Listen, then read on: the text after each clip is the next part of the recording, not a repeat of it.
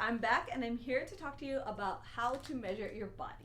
So I'm going to show you just the parts that you should measure your body, how you would use those measurements in the size chart to find out what size you are in the different styles. But you're going to kind of want to know 3 of the measurements, especially for the tops. You're going to want to know your bust, your hips, your waist, and your hips. So bust is pretty easy. I would say when you're measuring yourself, you're always going to take kind of the widest part of your body. For us, bust is kind of here, right? And you're going to just kind of close that measuring tape and find where that overlap is. So on me, I would just kind of go from the back, and then I would come to the front, and then I can kind of see what that measurement is there.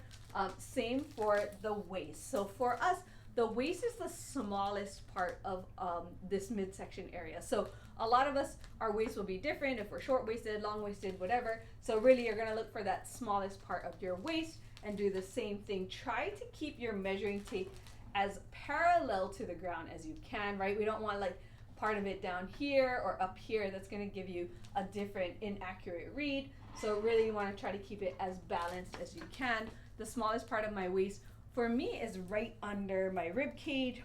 So that's kind of where I would measure, right here, right?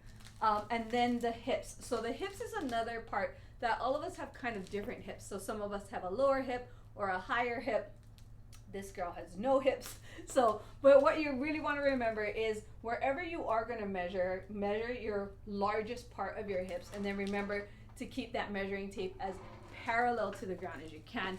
I have wider low hips, so this is where I would measure. I would bring the measuring tape around my low hip here and take that measurement. Some of us have a higher hip, or the widest part of our hip is the higher hip, which is where our hip bones are. So you would measure there as well. So that is kind of how you would measure your 3 parts of your body for tops.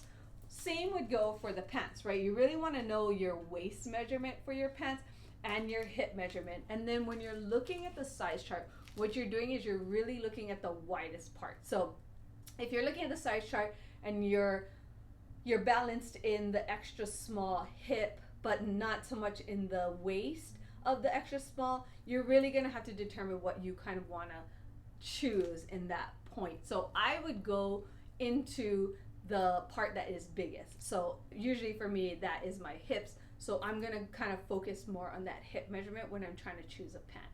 For me, when I'm looking at a top, I'm gonna kind of focus more on my midsection or this waist area because that's the part that I'm most self-conscious about.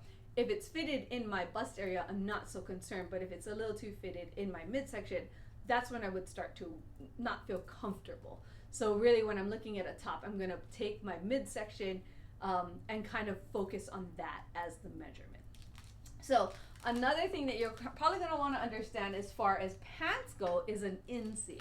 So that is a measurement from the crotch all the way down. So for us, we make a lot of pants that kind of hit you at your ankle. And so you're not really gonna take your inseam all the way to the floor. You're kind of gonna understand what that pant would look like and where it would hit you based on where your crotch is. And then you're gonna kind of come down. So a 25 inseam is gonna hit her here. And that's kind of what you're gonna kind of understand when it comes to pants, what your preference is and how that's gonna look on you. Because we designed for petite women, you know, a lot of the pants are going to look different on everybody because we all have different inseams, but they are designed with that in mind. So they are designed thinking of somebody like me who's 5'2". This is where the Mickey pant hits me. But for somebody who's maybe 4'11", this Mickey pant is going to be more of a pant on them, and it was designed to work differently for different inseams and heights of people. So it's really a preference.